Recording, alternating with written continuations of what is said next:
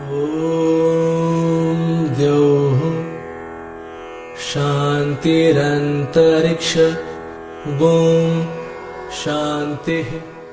I am Dr. Gopaul and welcome to Journey of Enlightenment. Our program continues to explore Vedic culture and literature.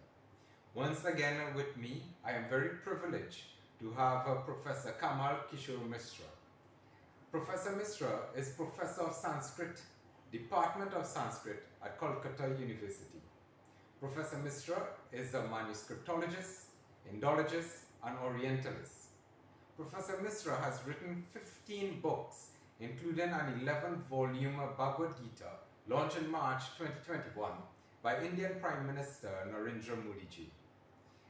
The last session we discussed the Bhagavad Gita, its composition, its history, and a bit of its philosophy. What is quite interesting about Bhagavad Gita is that there are 4 characters in the Bhagavad Gita that are very prominent. One is Krishna, that represents the very word of God that was delivered unto man. The second was Arjuna. Arjuna, in this case, represents the intellect. The third was Sanjay, who was the transmitter of what was taking place during the Mahabharata war and the conversation between the highest consciousness and the intellect. And the third was King Dhritarashtra, who was blind. But not only blind, he was also selfish, because the message of Gita was for his own selfish gain. When we look at Gita, it also represents the various elements of our own existence. The body, the gross self, which is very selfish. It seeks its own worth. It seeks its own interest. That would represent the blind king. The mind, which wavers from here to there, with information being passed to and fro, but yet may analyze absolutely nothing. That is Sanjay.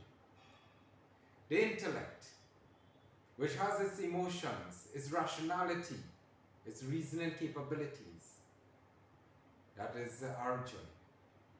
And if the intellect now become the conduit of receiving the higher knowledge, the higher consciousness, then there can be change.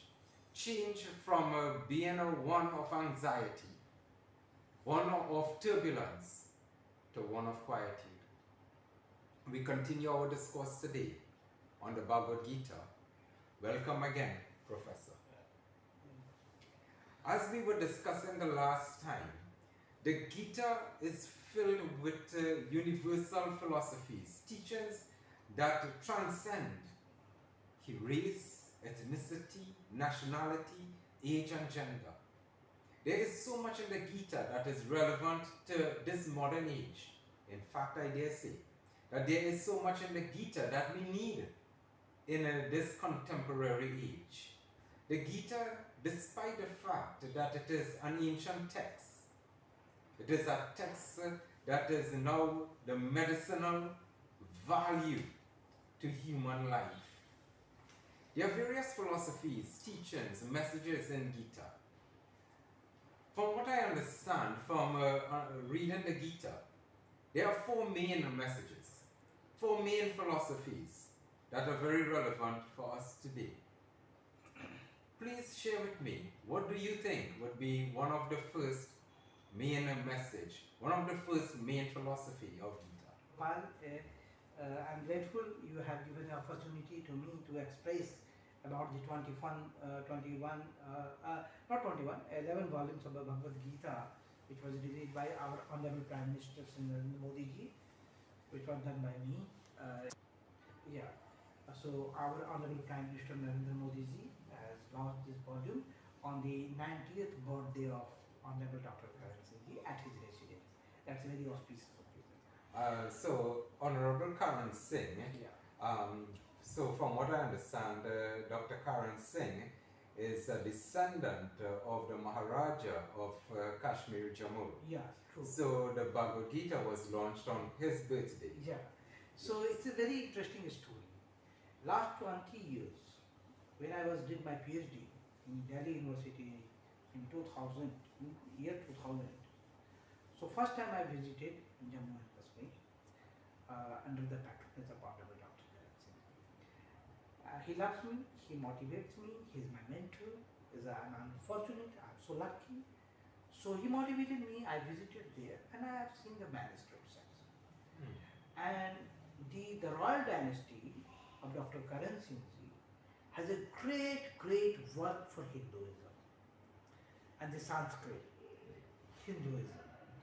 So near about 8,000 old Sanskrit rare manuscript housed in his library, Punjab, in the name of Maharaja Sri Ranbir Sanskrit Research Institute, with the premises of famous Raghunath temple of Jammu. I was there, I seen all the matter, I come back, and I appointed as a joint director there, research associate, research scientist. I went there, and within the manuscript section, I spent I think 2 years, and I found which manuscript is a very important manuscript. Although all manuscripts are very important, even the Tantra manuscript, Vedantic manuscript, Upanishad manuscript, every manuscript is every folio of the manuscripts are very important for intangible or tangible heritage of India.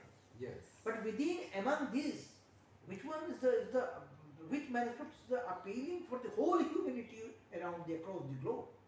I found the Bhagavad Gita. The Bhagavad Gita Bhagavad manuscripts. Gita. The question is arises when I saw the Bhagavad Gita, and I am a student of Sanskrit. I did my doctorate in Sanskrit and the postdoctorate in Sanskrit, and I'm a professor, assistant professor at the Sanskrit department of Calcutta University, one of the prestigious and oldest university of modern India, Yes. 1,000 universities. Yes. So I had the idea why so many people, so many old scholars, bhasyakars are writing in traditions, commentary on Bhagavad Gita. Modern commentaries. Yeah. Yes. No, I'm not talking about modern commentary. I'm talking about the ancient commentary. Okay. Modern commentaries, everybody, Yes. whoever feels, they write books are published in India. Yes. So these are not commentaries, these are the translation of Bhagavad Gita. So I we see. have to understand the distinction between the commentaries and translation. Of course, definitely. Translation is publishing every day. Many people, many publishers, the translation is coming and going. But the bhasya, the commentary, which is the gem of Indian intellectual traditions, which we can't find in nowadays. So the Shankaracharya has written a commentary. He is not writing a translation. Shankaracharya, Abhinay Gupta, Nimbarkacharya, Madhavacharya, so Badarayana, so different scholars from this 8th century AD to 18th century AD. Lot of scholars are writing a commentaries, discussion and commentaries. What is commentaries? What component in the commentaries? Commentaries, you are giving his own opinion, Yes. then his opponent opinion, then you are contradicting your own self, then you are investigating the subject, Yes. then you are giving a sankalp, then you are giving a siddhi, the final conclusion. Yes. So all the discourse of the text is a commentary, and it's a rare.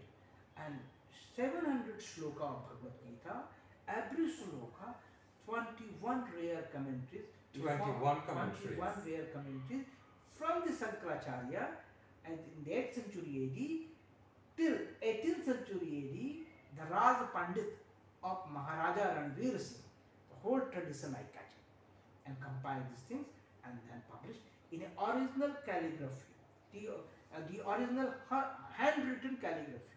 So Yes. long, 5 years, 6 years, 100 years back, and this is beautiful. And the technique of writing is very important. The folio is very important. The length, width, the words in one line, and how many lines.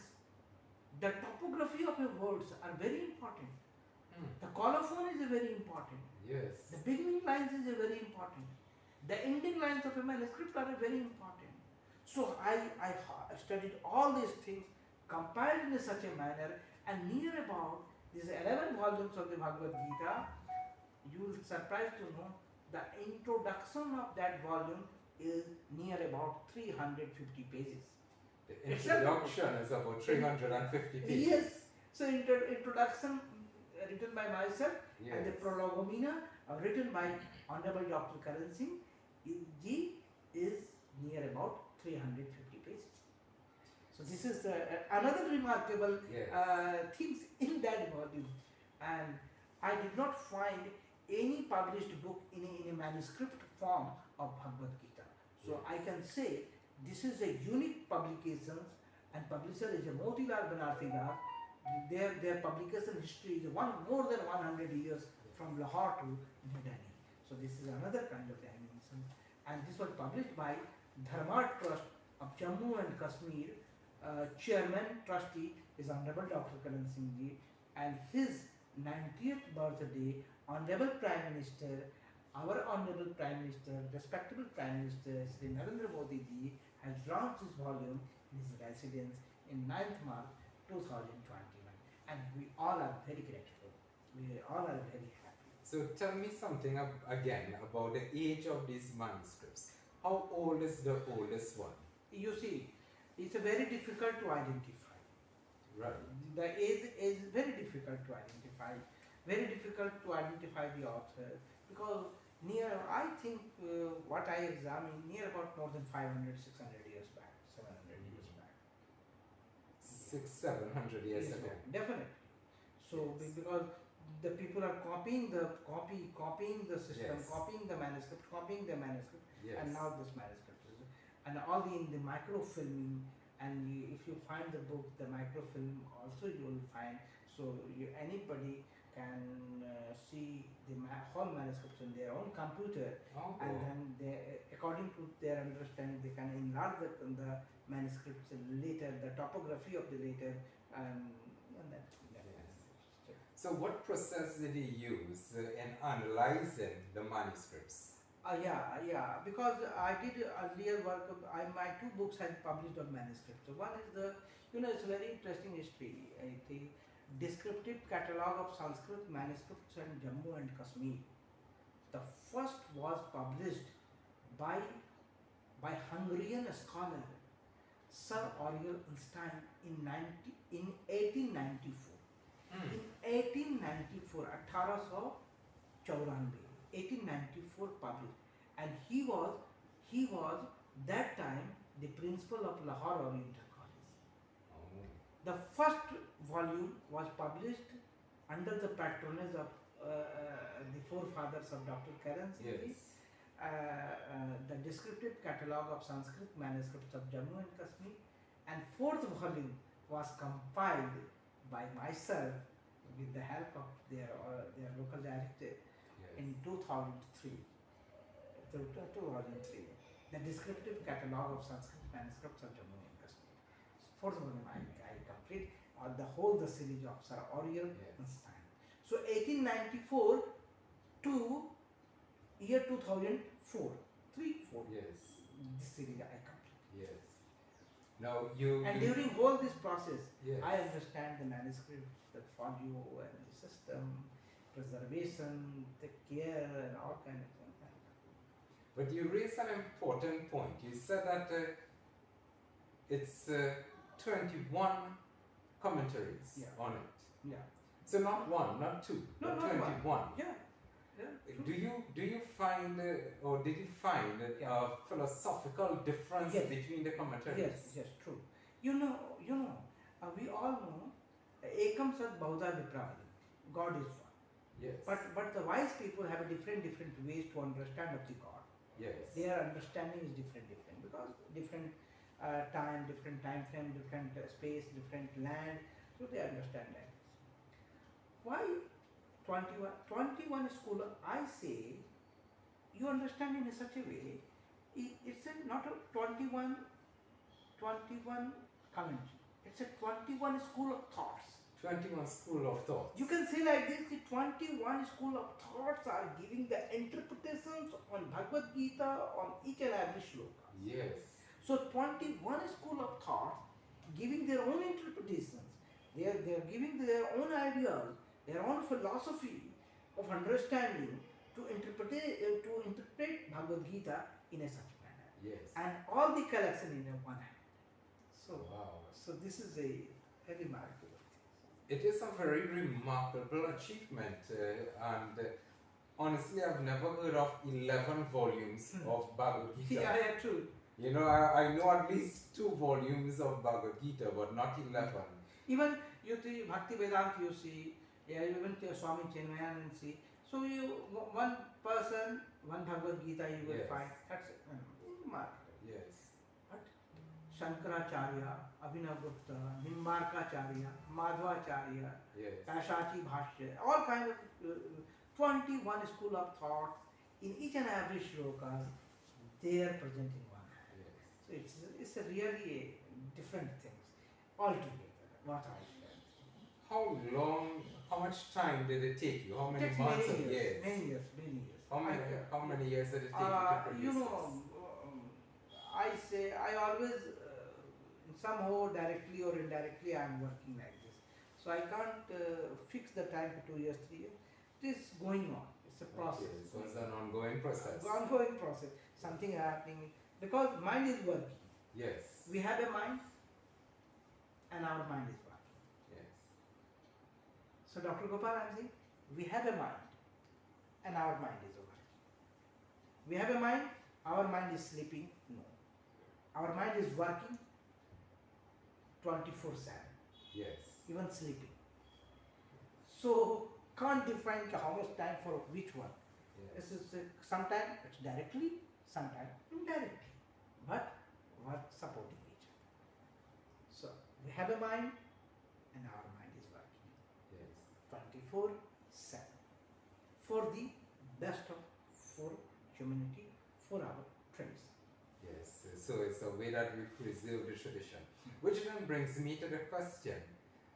Knowing fully well that this was such a major effort in terms of energy and time and intellect invested into producing a work of this magnitude, what exactly was your major motivation? You know, the major motivations, I am grateful to Lord Shiva, I am grateful to my elders, my gurus, my knowledge system, and knowledge is a guru. Always Yes. listen. Knowledge is itself a guru. Yes. So everything destined, and we are secret, and the motivation is we have to do something. We have to do something good. We have to explore something good. Yes. We have a limited time. We are a human being. Yes. We born, it means we are going to be dead one day. So we have a limited time. Whatever we have to do, we have to do in a very genuine, in a very rightful words, in a very clear-cut idea, with a compassion, with a love, with a dedication, and justice always. Justice always. So cheating, nowhere. Yes. Cheating, we can't tolerate like this. Yes. We fix the things in a very right manner. We cooperate each other. We love each other. We explore each other. We build each other. We support each other. We protect each other, and we give the best for each other. So in the Rig Veda always say Sangajadvam, Sambadadvam, Sambo Mananasi Janata. It means it's a message of our Vedic traditions. Sangajadvam. We are working together. We are going together. Yes. Sambadadvam. We are talking together. Sambo Mananasi Janatam. Our heart should be together. The power of togetherness. Yes. That is our Indian. That is our message. And my second to last question. Yeah. After such a tremendous work on producing this 11 volume of Bhagavad Gita, what did you personally learn from it? I'm gaining energy. Gain an energy. Yeah. It's a very surprising. After completing this work, I always gain energy. People are saying, I'm tired, I'm tired, I'm tired. I'm surprised. How, if you are tired, it means your work is not genuine. If your work is good, you will never tire. So just you see yourself, just you examine yourself. Yes, yes. So I personally Self-inquiry. self-inquiry is very important. And even my family, friends, everybody, I discuss sometimes. I feel, no, I'm tired, I'm tense, I'm this, I'm hopeless. So I was surprised. It means they are not working good. That's why they are hopeless. If they are not, their work is not up to mark. That's why they are tired. So just my advice to the people, my advice to my loved one, my advice to everyone. If you are tired, if you are full depression, it means you have to inquire yourself. If something is wrong there, you have to correct it within time. So I feel good energy. If I do good work, I'm unable to sleep. If you are doing a good work, you are unable to sleep 6 hours. Because you're chatapata karna ki we have to complete this thing, we have to complete this thing, we have to. So, and then your body will be shining, your soul will be shining. Because you are in action. We are not a dead body. Indeed. We are not a dead body, we are in action. And my final question to you, where would our viewing audience access this 11-volume Bhagavad Gita? You know, people should go to Google, people should go to Amazon, type the things, Bhagavad Gita 11 volumes, Dr. Kamal Mishra, Dr. Karan Singh ji, belonged by Prime Minister, everything will come out, and they will order their all 11 volumes in their hand. Wonderful. Nothing to worry. The world is very small because we are based on knowledge-based society. Knowledge in your door. So thank you again, Professor. Thank you for such a wonderful session. And thank you, your viewers, and my regards to all of you. And my recitations, I think, just a pray because we are discussing about the Bhagavad Gita, so it's better some lines dedicated to Lord Krishna.